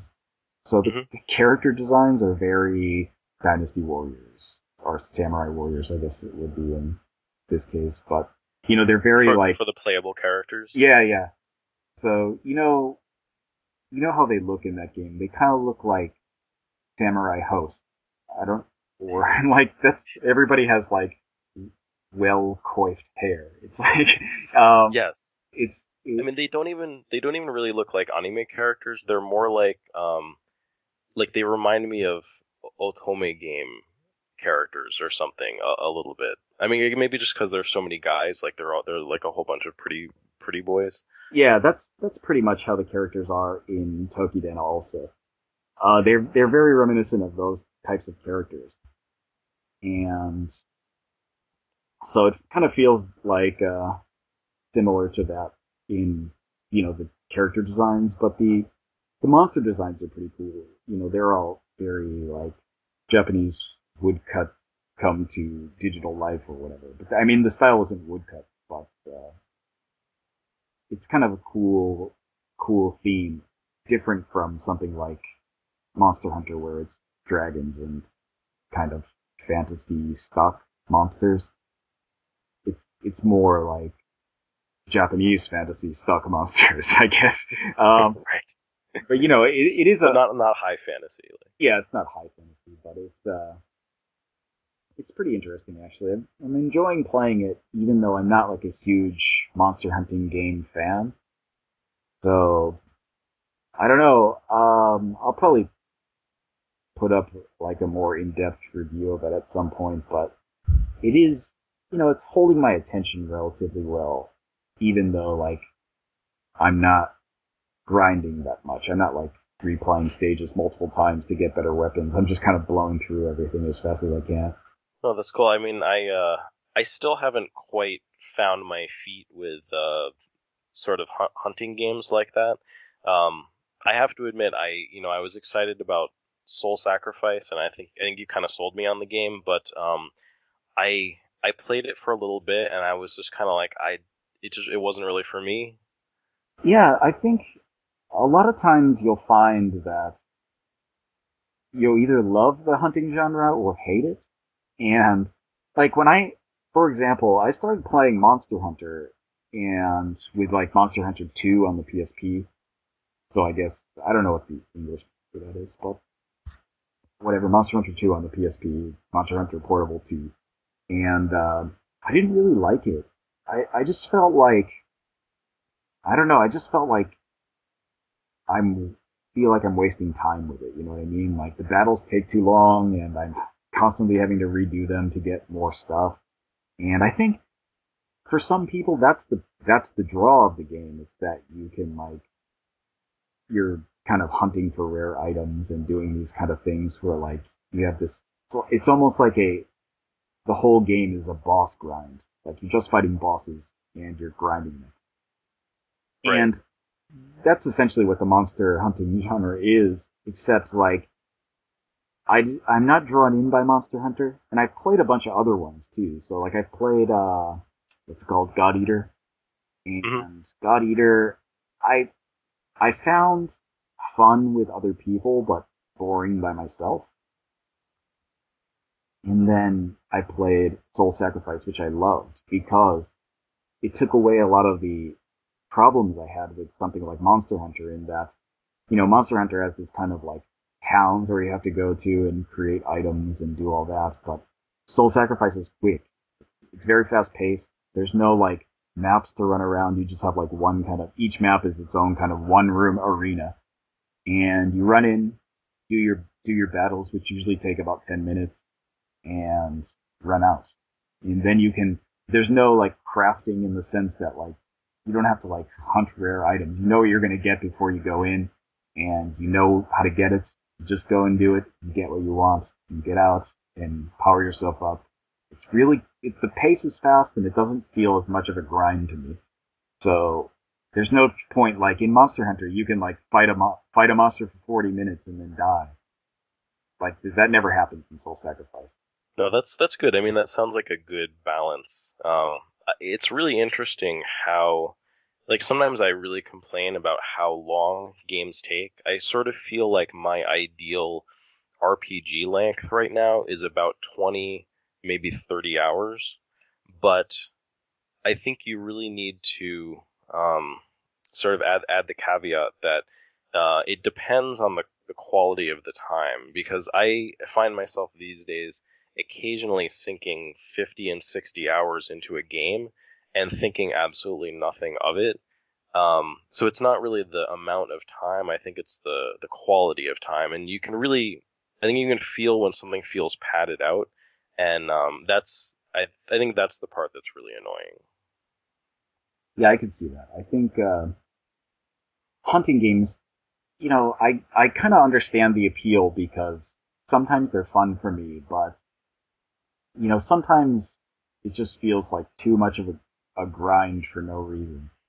And that's like a lot of why I'm not like a huge Monster Hunter fan. But like, for example, Soul Sacrifice I really, really like. So when the new one comes out, Soul Sacrifice Delta, I'm going to get that right away because I know what it's like. And I'm just excited for more monsters. But, when Monster Hunter comes out, I feel like, well, I know what it's going to be like, and I kind of don't want to bother with it. So Right. it's the kind of thing where I guess like maybe it depends on what you're looking for in the game, and what kind of games you enjoy. So even if you played something and you didn't really like it, it's possible you can pick up another monster hunting type game and enjoy it. So even if you couldn't really enjoy Soul Sacrifice, I'd probably recommend something like maybe Tokiden or Ragnarok Odyssey or whatever. Is that what it?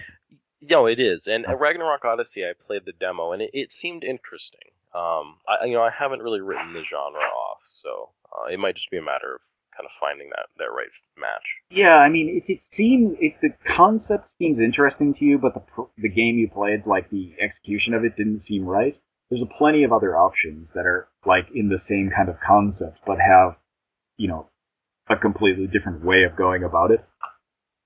So like that's how I felt. Like when I played Monster Hunter, I felt like I don't really know if I like this so much. And then, I played after that. The next one I played was God Eater, and I thought, oh well, this is better. So, it was just the kind of thing where like now every once in a while some new monster hunting type game comes out, and I feel like, oh, maybe I'll check it out and it'll be fun. They just need like maids hunting monsters or something like that, and I'll be set. You should. Capcom has Geist Crusher coming out, which is like Okay.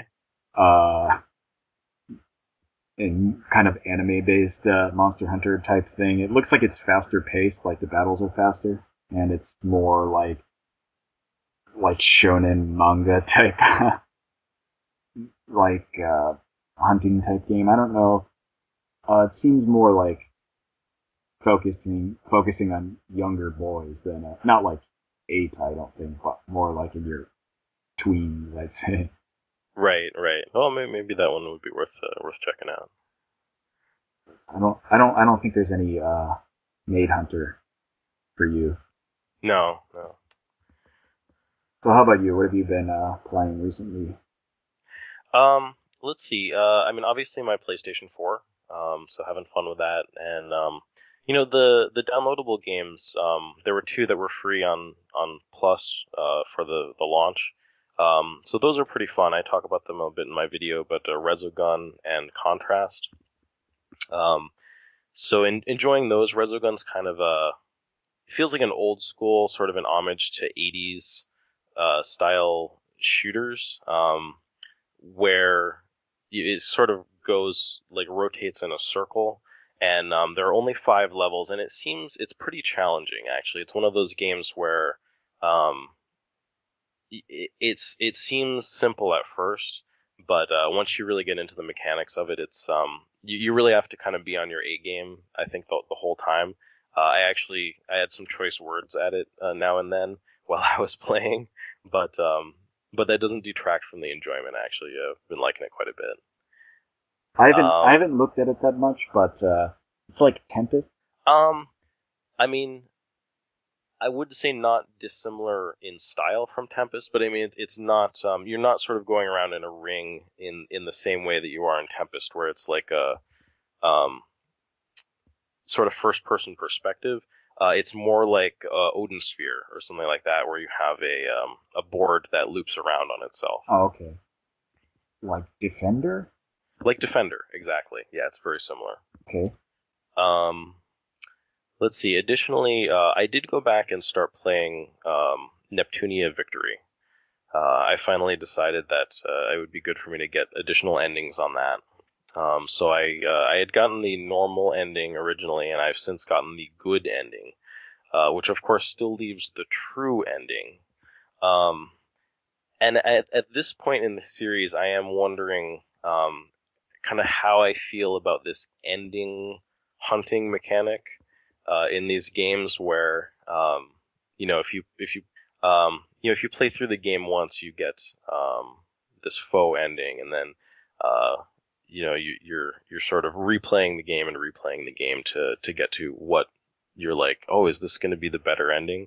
Um, but it's certainly a lot of fun, and you additionally like unlock a whole extra board when you play through for the good endings. So that was cool. That was fun to see, and I just like those games a lot. I've never played any of those games. What kind of like what kind of RPG are they? Well, it's an action RPG, so the characters, like, there are no random battles. All of it's essentially dungeon based, and all of the enemies appear on the screen, so you can choose to fight them or not. So I've certainly run through dungeons just trying to get something in particular, and avoiding all of the like 90% of the enemies. They do come after you, which occasionally they can catch you off guard. Um, but yeah, so then you go into a screen and you're able to run around on a board, and all of your weapons have like an area of effect. So some of them might be just one square in front of you. Some of them might be a whole block. A horizontal slice, not a vertical slice, but sort of like lengthways, things like that. And you're also juggling action points. So not so much like in the second game. I don't think you're trying to build them up for attacks as much in this game. In this game, I actually think you start off with a full action bar, and you can transform into like a goddess form, which you normally only use in boss battles, but you have a lot less of a penalty for it. In the previous games, your action points would deplete the whole time you were in goddess form. This time, it just, I think, takes like a set half of the action points off, and then like you can just really you just refill that with an item, and then you can keep fighting. So that's kind of fun in this one. I think they keep refining the battle system game after game, and for the most part, it keeps getting better and better. Okay. Do you know Compile Heart develops those, or does Idea Factory develop them? I really don't know on that one. It's tough because both of the names come up, and I haven't really researched into it to find out. So I couldn't really answer that for you. Okay. Are you excited about the Vita games that have been announced for the Neptunia series? I am actually very much so. The first game in particular, and well, there are so many games, like the series has absolutely exploded, I feel like, and it's fine with me because, really I think the games, they're plot based, I mean, and they just have like a ridiculous sort of tropey villain of the week sort of plot, but the characters I think they're just fun and entertaining, that you really want to see more of them in more different things. So what you're seeing now is like it seems like some sort of Idolmaster, maybe like a music game coming out for it. Yeah, I've seen Um, that at stores. It's like pretty cheap now, actually. So, I saw it for like $25 or something recently. That's oh, that nice. what is it? Neptunia PP or whatever it's called. Yeah, yep. Um, yeah, so I don't know. I mean, like, have you gotten an impression of like? I mean, I guess if it's gone down in price, maybe it's not selling all that well. Maybe it's possible. It's the kind of thing like I didn't even know it was out actually, and then I just saw it recently at the shop, and I was like, it's cheap, and I didn't know it was out, so maybe it's not selling that well. But Yeah, no, that could be a bad sign. they Um, did announce like all like remakes of all the old ones. yeah, yeah. So in all honesty, I didn't play a lot of the first one. It was one of those things where I started it and I was like, eh. And the second one came out so soon after it, I actually started playing the second one and I just liked it so much that I never really went back. So this would be a good opportunity for me to play the first one with what I assume is closer to the battle system from Mark II and Victory. Yeah, I heard they're updating the battle system for that game for the on the Vita. Yeah, yeah. So I'm looking forward to that, and also the second one. It sounds like they're kind of redoing the story and making some changes. So there may actually be some incentive to replay that on the Vita as well. And I hate to seem like a fanboy, but I actually would. I feel like I would welcome that opportunity. Uh, yeah, it's pretty good. I mean, I have noticed that there are a lot of those games coming out. Like they keep it. It's like every week they announce a new one. Yeah, I know it's crazy. They just announced one last night. It was I think they gave it an English name. It was like Planet Destroyer Blackheart. So it sounds like they have the character Noir, who is like she kind of represents Sony's systems. Um, like the running gag is that she doesn't have any friends, and she's kind of she's sort of like a bossy tsundere character. So it's fun for them to pick on her in the series, and so this is like, oh, like finally can Noir make some friends, and they just put up a teaser trailer for it. I guess the next like Dengeki is gonna have some information on it in about a week on the 28th. So hopefully we'll be finding out more about that. But it looks like the cast of characters is probably more personifications of video game companies, which is something I enjoyed from Mark II. Okay. Yeah. I mean, I was actually initially I was interested in the concept of the game. Like I thought, oh, it's got these kind of like characters based on consoles, and then like the more I heard about it, the less I was interested. You know what I mean? Like it seemed.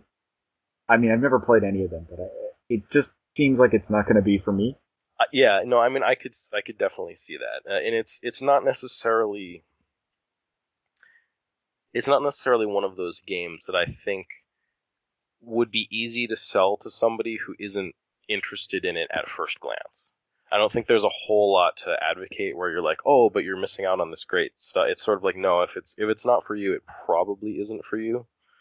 Yeah, it's the kind of thing where like generally I'm not a fan of the art style of that game, and what'll happen is, you know, generally with Compile Heart, I'm not a fan of their art, but the thing with that is that sometimes they make games that are interesting enough that I'll want to buy it anyway. Um, a good example of that is kind of like Robe Heart's Dungeon is one that Compile Heart made, and that game it looks kind of the same kind of anime-ish art style, but it's it is it's a roguelike, and it's supposed to be based on the original Rogue, so Oh it's wow. very hardcore in the sense that like it plays like a pretty solid roguelike game. So when I play it, I feel like, oh, this is good. I don't care if it doesn't look, spectacular to me. I still want to play it because the game looks fun. But the thing with Neptunia is that it seems it seems like I would be more annoyed by it than having fun with it. You know what I mean? Like I feel like it's gonna be, like you're saying, like it's tropey, and I think like I'm not a fan of that kind of stuff. Yeah, yeah, no, I would agree with that. I hate not advocating something that I'm enjoying a lot, but I would concur. Now maybe they just need to make the Neptunia like dungeon crawler or roguelike or something like that, and then Yeah, if they came out with a Neptunia roguelike, I'd probably buy it. And and and it's the kind of thing where like only because like so few like roguelikes get made that I pretty much buy any new roguelike that comes out. And on consoles, I mean they're like a dime a dozen on the PC because they're kind of easy to make, I think. But okay. they're all very rudimentary. But on the consoles, they're usually pretty nice. So when what's it called Holy Sorcery Story came out, even though I hate the art style for that game, I had to buy it because it's a roguelike. Now, not to derail this, but like, I mean, I guess it fits in with games I've been playing. I really only just popped it in and checked out the introduction, but the Guided Fate Paradox, I'm not sure what that's called in Japanese, but was that anything you were interested in? Yeah, I have that. Okay. That game, it's it's very similar. I don't know if you ever played ZHP on the PSP. I didn't. I'd kind of like to pick it up, but no, it's something I didn't play. The the way that you play Guided Fate Paradox is pretty much the same as that game. Like a lot of the things in that game are exactly the same. Like some of the weapons and the armor and stuff is exactly the same as that game. Like when you see you'll see on the I think it's on the box actually. He's like wearing the uniform where his like legs are tank treads and he has a drill arm. And Okay. that is actually like directly from the HP. That's awesome. I mean, I think you saw in like Mugen Souls some enemies like that were just ripped directly from Neptunia. Same kind of thing. Oh yeah. Well, like it's not the exact. The characters aren't the same. It's just the system is like almost completely the same. So Okay. It's sort of like a spiritual successor. yeah, I think that's pretty much like what I call it because even though like it's not a related game, it's not a sequel. The system is like essentially like an updated version of that game. And I read an interview with the developer who was saying that that game they liked that game, but it didn't sell very well because it's like a niche game for a niche market. So it's like a niche within a niche. Yeah, it seems sort of like niche mechanics with a kind of a niche theme as well, Yeah, like sort of the Sentai like. yeah, it's like a it's like for fans of Super Sentai that also would want to play a kind of a roguelike. um, that market isn't like a incredibly huge sounding one.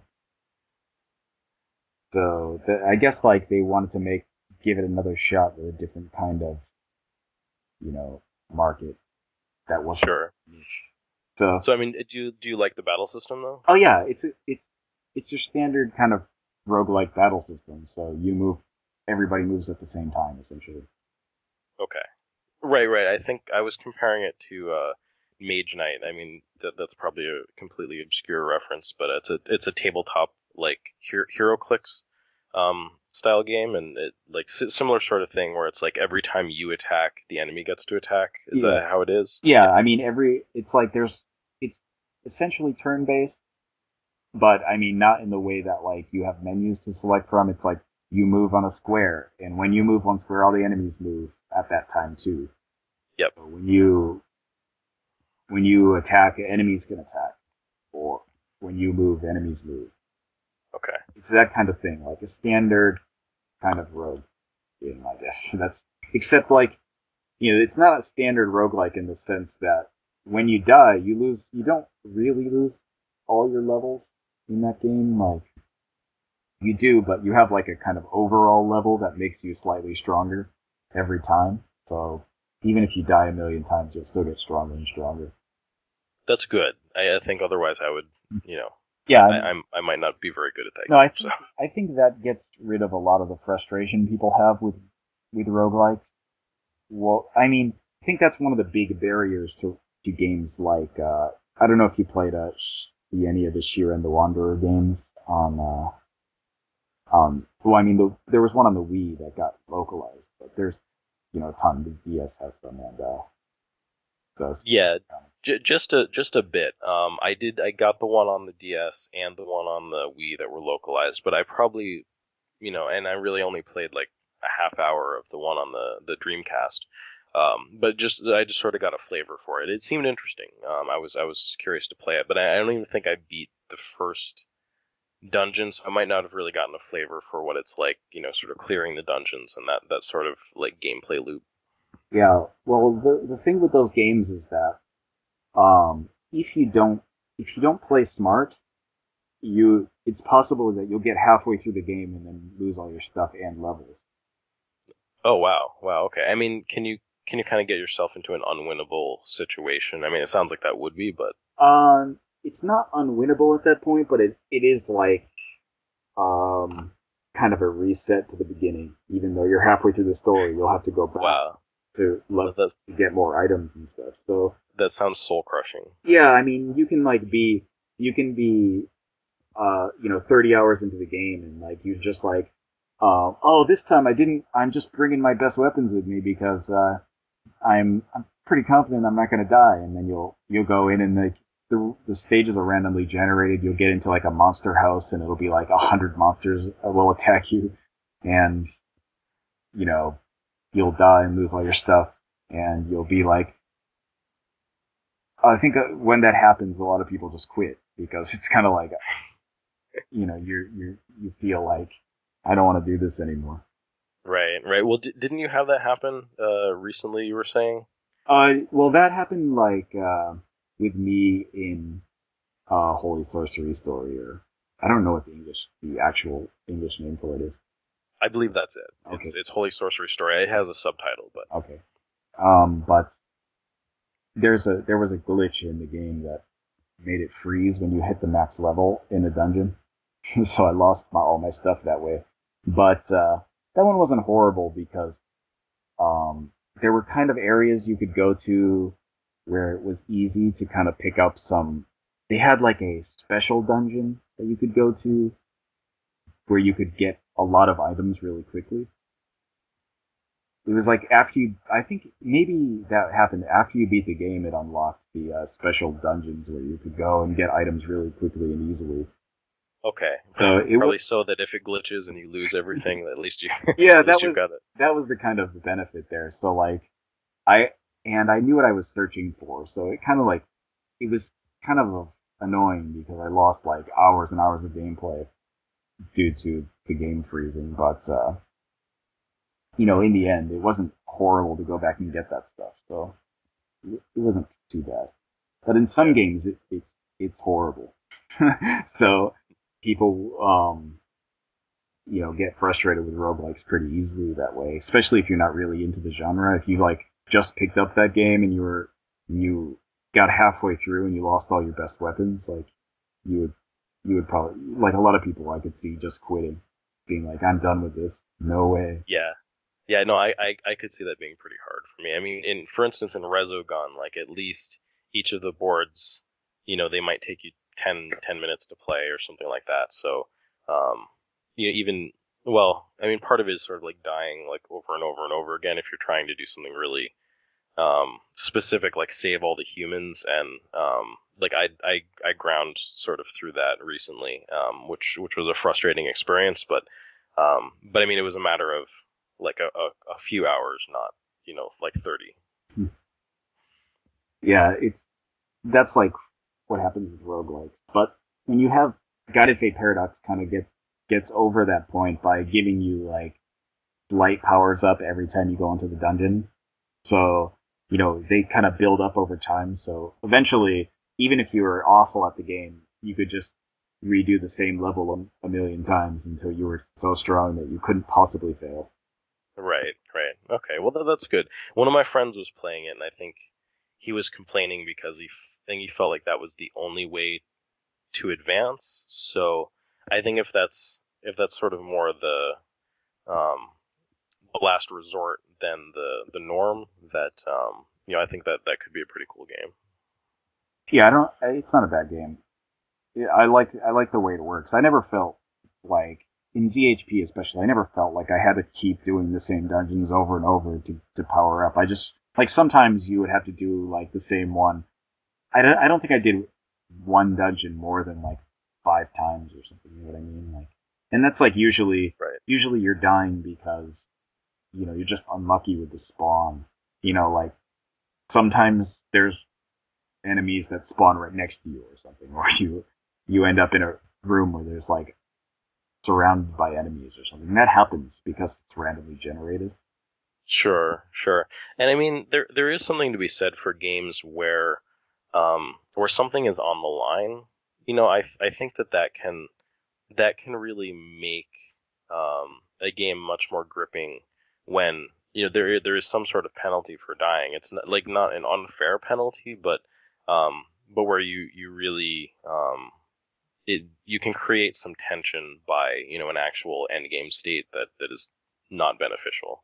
Yeah, I think Dark Souls and Demon Souls do that really well also because it is possible to like collect a ton of souls and then die and then not be able to get them back.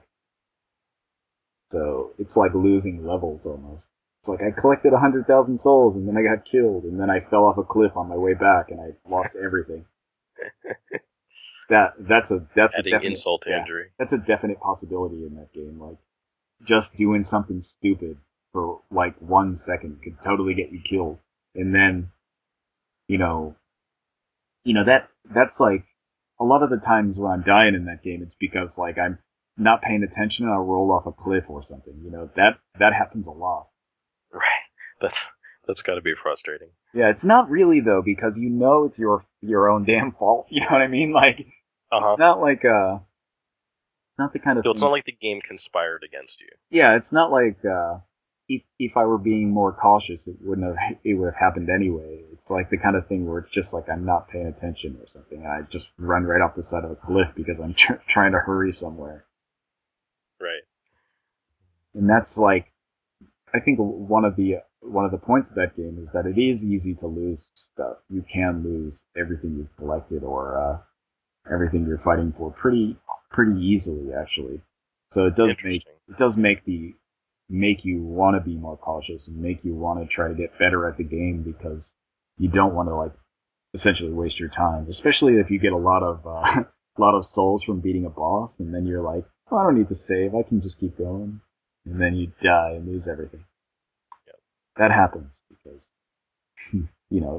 sometimes like, and I've probably beaten Dark Souls like more than 30 times. I mean, it's just easy for me to go through, and it's the kind of thing I can like sit down and play after work and just kind of relax with it, just kind of focus on Yep. it and not worry about anything. Oh, that's amazing. So it's the kind of game where like I just get home from work, and I played it on like up to the max New Game Plus level, which is like New Game plus 7 or something. It's like cycling through the game 7 times, and each time the enemies get stronger and stronger. It's the kind of thing where like It, just can't stop playing that game. the I think the only game I've been like that with recently is Hatsune Miku Project Diva F. That's the same kind of thing where like I'll get home from work and I'll be working on something and I'm like I just want a break and it's nice because I feel like I can go play that game for maybe 15 or 20 minutes and get something out of it. But I think just grinding for points in that I must have played one of the songs. I didn't like I got a an in-game achievement. Like they have some that aren't even linked to trophies, specifically for playing this particular song so many times. It's probably like 100 times, or I don't know, like maybe more than that. Wow, that's that's a lot of effort. Yeah. See, I don't care about trophies enough to like try and get them all for the most part. So unless it's trophies that are marking off story elements of the game, like I think games like, for example, in games like Fallout, the trophies in that game are almost all quest related. So like almost every Right. time you're getting a trophy, it's because you did some quest. So those ones I like try to get all of because I want to get all the stories. Well, and then there are some where it's like, if you're evil or good or Oh like yeah, I kind of remember sort of like grinding for my my disposition or oh yeah, whatever. that was in Fallout 3. New Vegas Okay. like that though, which was nice. Oh, that's good. Yeah, I thought those were stupid achievements. I thought those ones were dumb because like it meant that like you were either giving water to a homeless guy 100 times or you were Right. stealing everything in somebody's house just to like get bad karma to get the achievement. Yeah. And they took that out in New Vegas, which was a good idea because those were completely useless for gameplay. Whereas most of the achievements in that game were like do this quest and you get an achievement or trophy or whatever. And Well, what happens in something like Dark Souls, for example, I don't have platinum, and I think I have like almost all the stuff, but some of the stuff is like collecting all of the certain types of weapons or something, and I'm just like, I could do that, but I really don't want to, so I'm just not going to. I don't care about the trophy enough to actually like bother collecting all this stuff again. yeah. Oh, that's interesting. I mean, even on a game that you've played that many times. I mean, I guess it's a little surprising to hear you say that, just because I do feel like some trophies, um, it seems like they behave in what sounds like a similar way to the way you're playing like Dark Souls and Demon Souls, which is to kind of give it an extra layer of challenge where you're like, okay, I've beaten this game, now what? And you'd be like, well, I can try to get this trophy, and I guess it's up to the trophy not to be inane, but some of the trophies are like actually lend another aspect to the game that I think it wouldn't have if like I mean maybe if you made it up for yourself, that would be one thing, but it lends an aspect to it that it didn't have just playing through the story. Yeah, I think it does that for some games. Like there's been some games where I've been like really trying to get trophies because like they're interesting enough that I want to like see where it goes. You know what I mean? Like, Hmm. what is this trophy? I don't like any. Like, I like trophies that are story based. You know Hmm. what I mean? Like, just playing the game will give me trophies. That's cool. And Right. Not like Last of Us, where you play the story, and I think I literally got 5% of the trophies. yeah, it's the kind of thing I like. What I don't like trophies. The type of trophies I don't like are those ones where it's like collect a million of this, or you know what I mean? Like collect Yeah. all of this type of thing, or do Do this. the karate move 150 Yeah, times. I don't like those, and I don't like those ones that are like do some ridiculous stunt unrelated to anything. Right, right.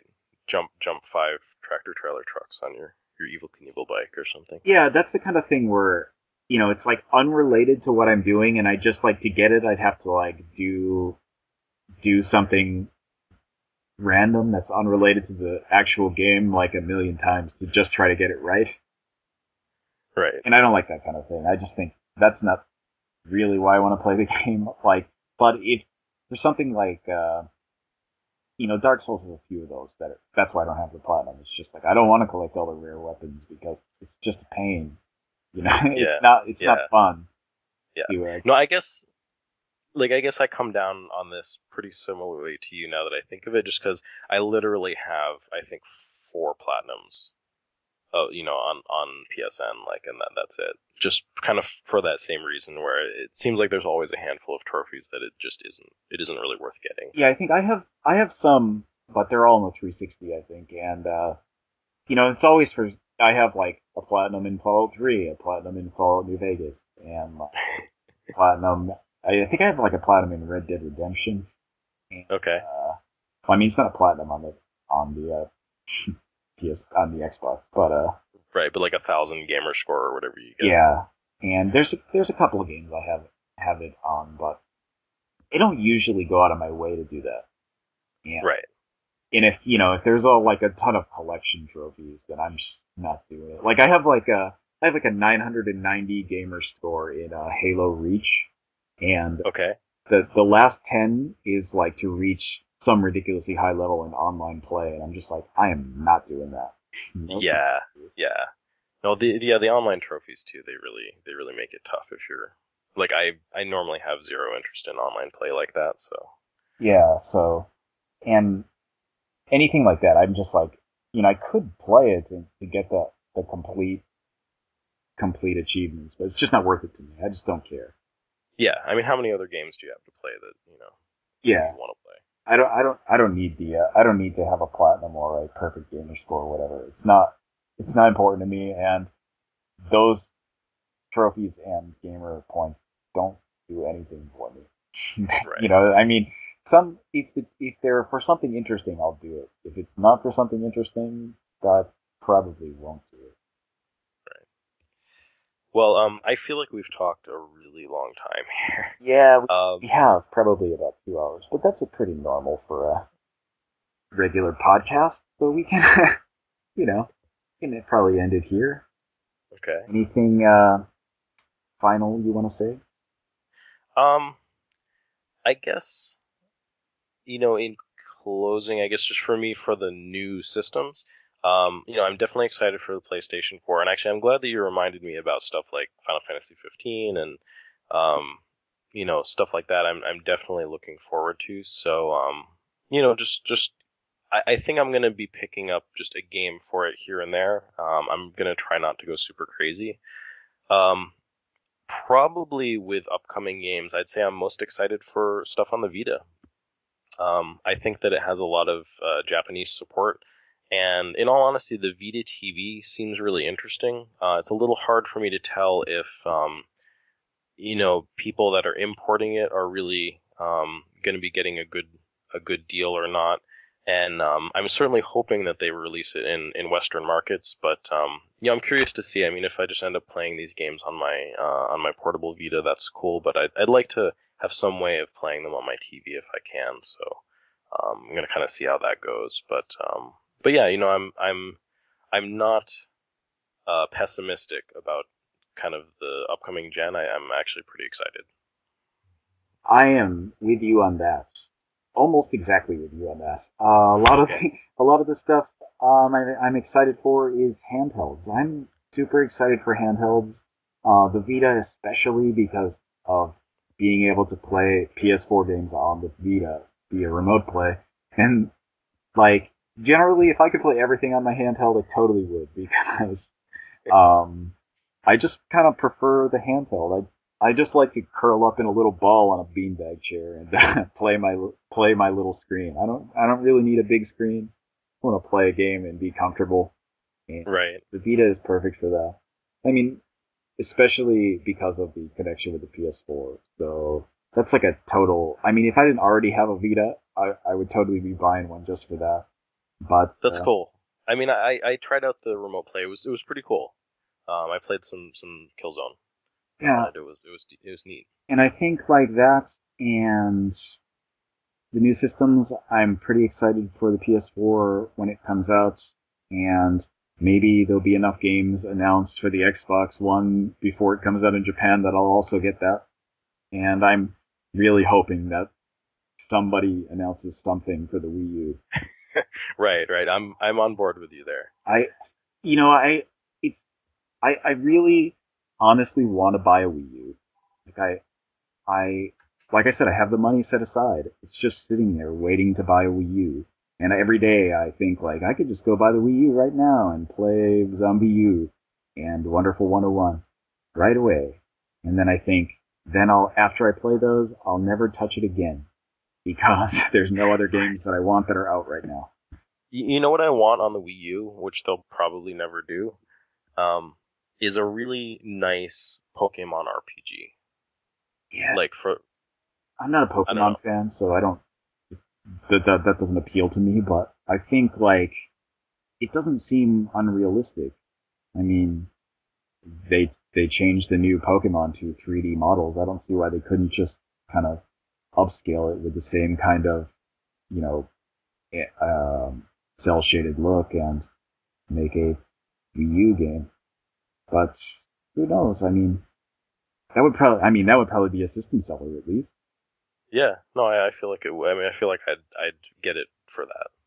Yeah. Oh, I mean, I wouldn't, but I mean, I will get it for Fire Emblem Yep, whenever that comes out. that would be enticing as well. So, I mean, there will be a Fire Emblem, and I will get it. And I guess that it's SMP cross Fire Emblem. So that's like Oh yeah, that's perfect for me. I mean, even if there's not 10 games out, when that game comes out, I'll be buying a Wii U. okay. But So there is a system seller. yeah, Right. that's like a system seller that I'll get and play and then immediately regret having the Wii U after that because I have nothing else to play. Collect dust in the closet. Yeah, that's that's what I'm afraid of, and it's all because like the only Nintendo developed games I like are those developed by Intelligent Systems. So it's like if they made another Cubivore, I'd be all over that. But if it's gonna be Mario and Zelda, no thanks. Right. Right. So, Yeah. No, I'm with you on that. yeah, the next gen, I hope, I hope everybody gets a lot of exclusives. That's what I want. I want each console to have its own flavor. So I know what to expect. You know what I mean? Yeah. No, I mean I like that. I guess the only part where I would disagree with that a little is it last gen it did pain me to feel like I have a PS3 and I can't play Mass Effect or some of those things, and then when they finally, I mean, I guess it's not a good example because I don't actually have the Mass Effect trilogy for PS3, but the fact that I am capable of getting it hurts me. So I agree with you. Like I want there to be healthy competition, and I want the three systems that are out now to kind of thrive. I don't really want any of them to disappear because I think they all have their places. It's just um, you know Well, I just whether want they those find them. places that they have to be strengthened. You know what I mean?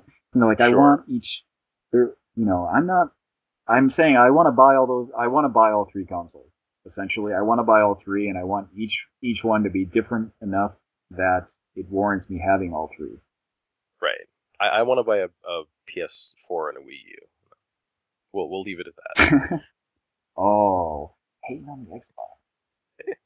But no, I want an Xbox One because I want the updated Connect Fitness. Yeah. Oh, nice. Is that like are you doing that? Yeah, no, I have what's it called? Like UFC or No, anything or Your Shape 2012, okay. and it's good. I enjoy it, except it doesn't work all the time. So I was hoping that the new Xbox would fix the problem where like anything on the floor doesn't work. Right. I mean, just from a couple of reviews I've read, I mean, it sounds like that's one of the complaints they're still levying against the Kinect is they're like, yeah, it's good when it works, but I mean, that's just sort of initial, who knows how that's going to go. That's the only downside, but I like it for what it does, what I can do with it, and I'm pretty excited for the PS4 because it's going to be my main system. But I want more games on the Xbox One so that I can also get one because there are things on the Kinect that I enjoyed, and I would like to see more of those kind of expanded on the Xbox One. Sure, yeah, that's cool. I mean, like I said, I'm not saying never on that. And I'm just hoping that somebody comes up with something that makes me buy a Wii U Yeah, because right now, I mean, I'm sure like it's probably like people are gonna think that we've just been bashing the Wii U this whole time. But I honestly no, want. I mean, I'm like I said, I'm sympathetic to Nintendo. I feel like for the first time in a really long time, I'd like to see the Wii U. Like I'm just saying, Wii U, tell me why I need to buy you. Yeah, That's all. that's how I feel. It's like, it's not even like that. It's one step further for me. It's like I have the money right set out to buy you. Just Yeah. give me the reason, give me the Yep. go ahead.